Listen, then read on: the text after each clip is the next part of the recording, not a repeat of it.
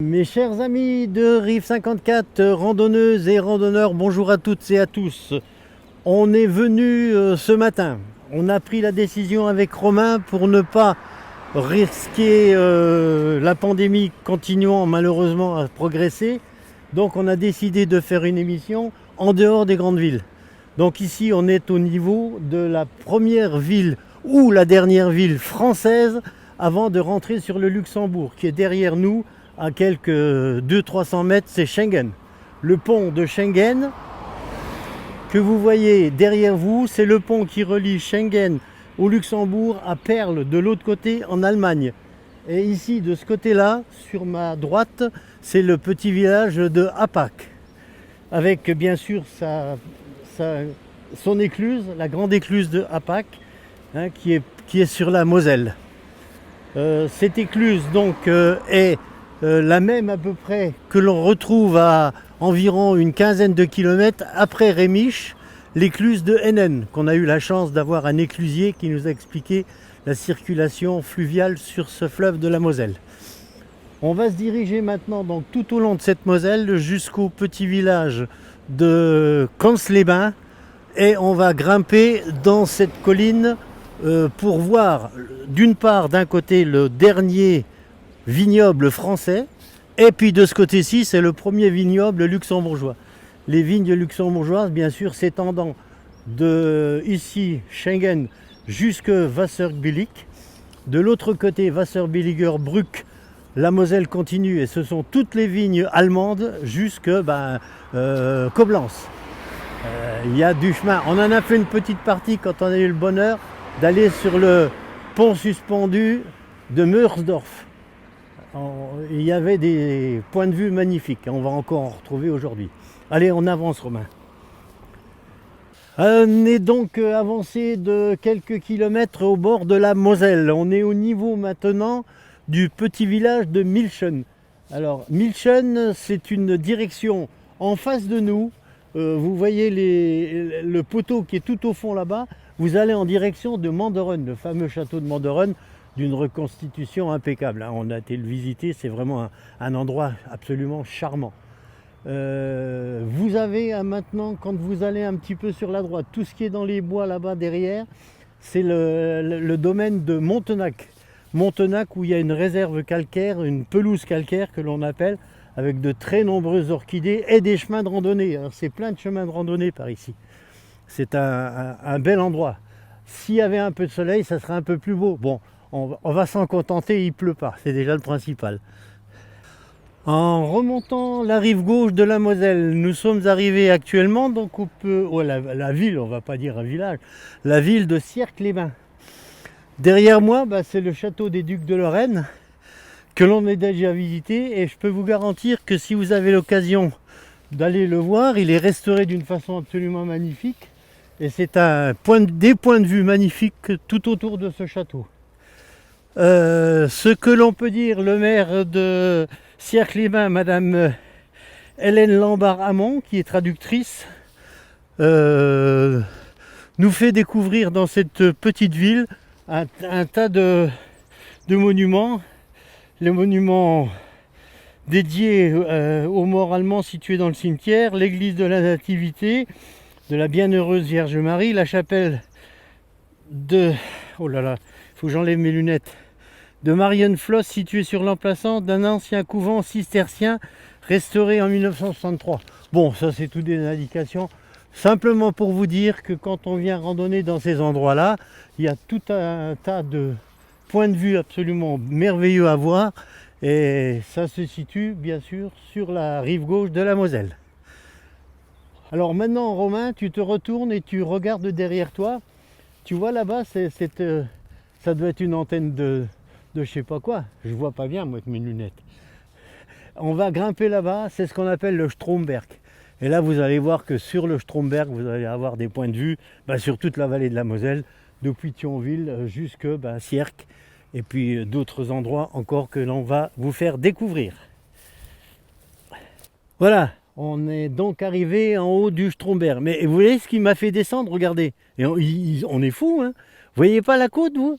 Mais c'est pas ça, on descend, mais il faut remonter. Bon, bref, En face de nous, donc, c'est Sierck, qu'on a déjà détaillé un petit peu en bas. La particularité de ce Stromberg, c'est que tous les ans, à la fête de la Saint-Jean, les gens, c'est une tradition de la région, ils ont un gros pneu qu'ils entourent de paille, qu'ils enflamment et ils font descendre le pneu jusque dans la Moselle qui est en dessous de chez nous, qui est en dessous de nous là, juste dans le bas.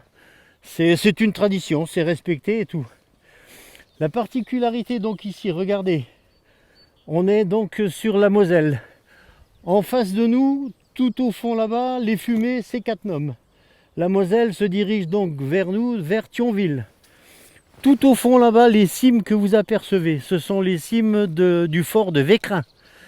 La particularité également à Königsmacker, donc un petit peu en face de Cattenom, sur la Moselle, c'est le captage d'eau et l'étang de retenue qui vient des réfrigérants de Cattenom se déverse dans un étang et l'eau est rejetée ensuite dans la Moselle, toujours pareil, un petit peu en dessous de Königsmacker.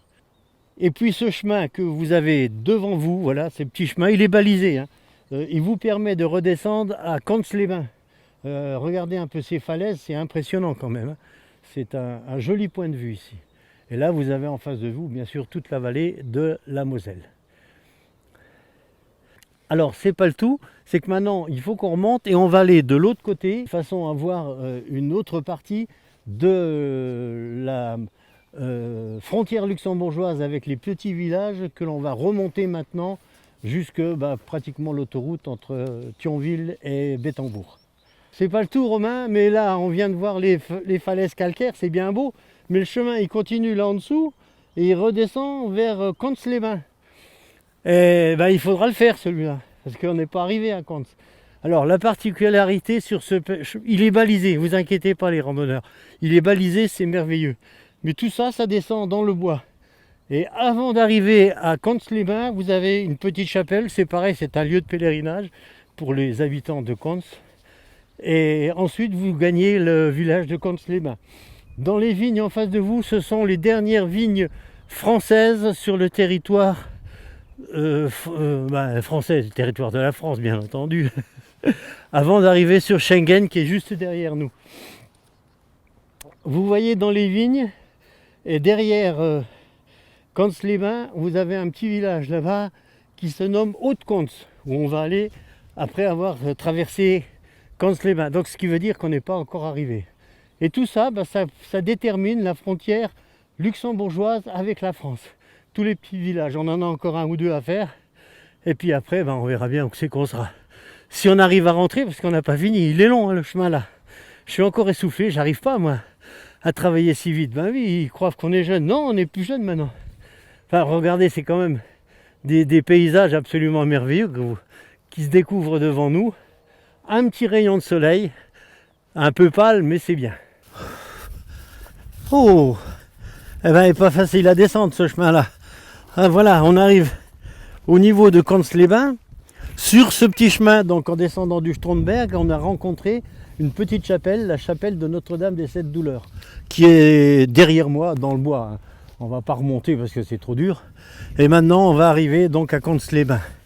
Alors, Cons-les-Bains, c'est monsieur Yves Litsch qui en est le maire. Et cette petite ville que l'on appelle maintenant Cons-les-Bains s'appelait avant 1930 Basse-Cons. Voilà, c'est quand même à préciser. Et puis donc cette église, c'est l'église Saint-Jean-Baptiste de Cons-les-Bains. Alors on va traverser ça, Romain, maintenant. Puis regardez, on n'a pas fini. Il faut reprendre ces chemins-là et on va monter à Haute-Cons. Ça te va? Ça m'aurait étonné. Avant de longer la frontière luxembourgeoise en remontant du côté de l'autoroute, vous avez un dernier aperçu de la Moselle. La Moselle, vous savez tous que bien sûr elle prend sa source du côté de Busan dans les Vosges. Et puis donc de Busan à ici, elle fait environ, allez, on va dire 120 km. Ensuite, elle traverse le Luxembourg, après elle traverse l'Allemagne, elle va à Trèves, elle va à Bernkastel, après elle va à Corum, et après c'est Coblence avec un confluent juste en dessous de la citadelle de Ehrenbreitstein, où à l'âge de 16 ans, donc c'était en 1960, j'ai eu le bonheur de pouvoir participer à un voyage organisé par le collège Alfred Mézières, et on a dormi 3 nuits dans cette citadelle de Ehrenbreitstein. Et là, on avait une vue magnifique sur le confluent Rhin-Moselle. Voilà, c'est une anecdote, mais on l'a vécu.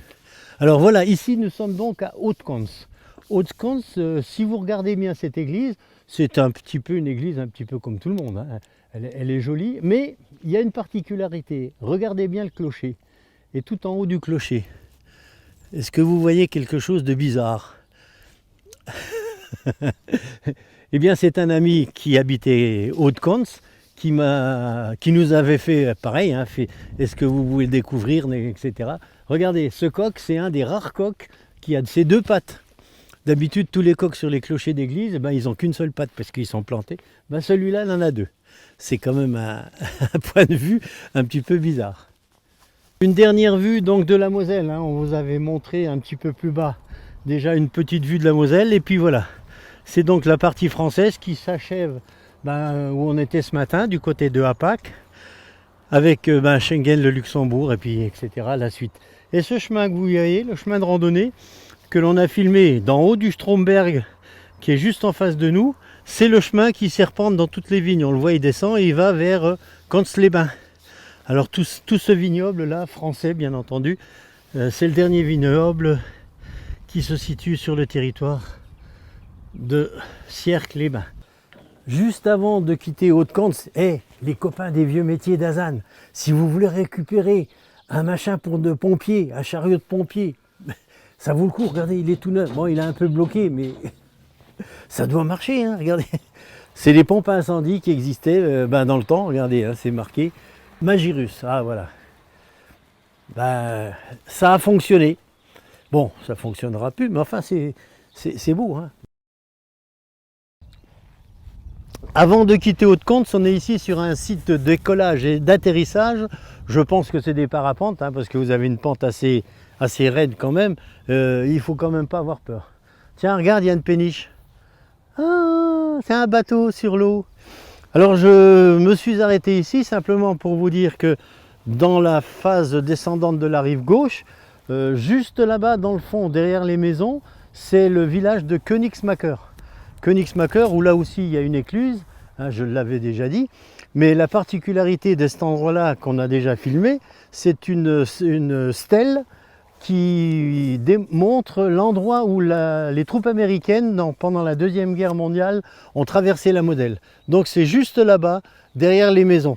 C'est indiqué, parce que là aussi il y a des randonnées merveilleuses à faire tout le long de la Moselle.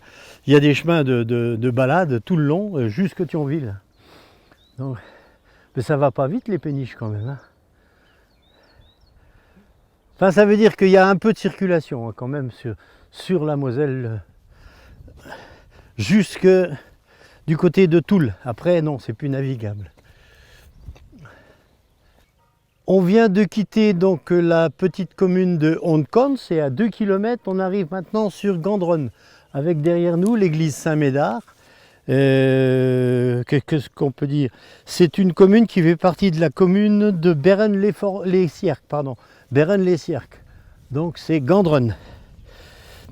Et on va continuer donc devant nous, et on doit rencontrer une petite rivière, toute petite rivière, qui s'appelle le Haltbach, qui descend donc du Luxembourg et qui traverse la commune de Gandronne.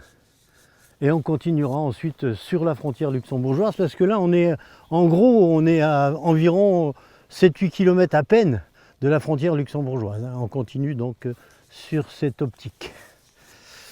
Voilà, je vous ai parlé d'une toute petite rivière qui traverse Gandronne. C'est donc le Haltbach. Haltbach qui signifie en français vieille rivière. Hein, c'est voilà, c'est un petit fleuve qui vient du Luxembourg. Elle est juste derrière le Luxembourg. Alors une toute petite entorse à ce qu'on avait dit ce matin, on est à Mondorf, mais côté français. On ne va pas au milieu de la ville, on a dit qu'on n'y allait pas. Voilà. Donc on est ici au poste frontière. Alors la particularité de Mondorf, vous avez cette partie où on est côté français, et juste au poste frontière, de l'autre côté c'est le Luxembourg, c'est Mondorf. Le maire de Mondorf-les-Bains, c'est Madame Rachel Zirounik. C'est un village frontière avec bien sûr une chapelle Saint-Sauveur qui est située sur un oppidum romain qu'on a déjà visité, hein, il est juste au-dessus de l'oppidum romain. On va pas s'attarder sur le truc. Et puis on est ici au niveau de la stèle de Victor Hugo, parce que Victor Hugo a séjourné ici à Mondorf, côté français, à cause d'une sciatique qu'il est venu soigner ici. Voilà, Mondorf, Aldvis, il était en 1871. Voilà, on n'en dira pas plus sur Mondorf. On va se diriger maintenant, pour terminer cette émission, sur le château de Rodemack. Voilà, bien chers amis, eh bien, on a encore participé aujourd'hui à une belle découverte, je pense. On a fait les villages frontaliers. On vient de quitter donc Mondorf avec le village frontière avec le Luxembourg, et on est revenu donc après avoir traversé Putelange-Léthionville, on est maintenant au niveau de Rodemack avec son magnifique château que l'on a vu en restauration. On a déjà filmé, puis tout le circuit sur les remparts de Rodemack, tout ça on a filmé, c'était merveilleux. Je pense que cette découverte, on essayera d'en faire encore un petit peu, mais c'est vrai qu'il faudrait que ce Covid nous lâche un peu, parce que vraiment on en a marre d'essayer de rester dans le coin et puis de prendre des précautions nécessaires, attention. Mais surtout, je vous donne mon conseil personnel, mesdames et messieurs. Si vous voulez qu'on s'en sorte, faites-vous vacciner. C'est pas de la pub, c'est simplement pour s'en sortir de cette saloperie, parce qu'on en a vraiment ras-le-bol. Allez, au revoir, à bientôt randonneurs et randonneuses, et puis amis de Rive 54.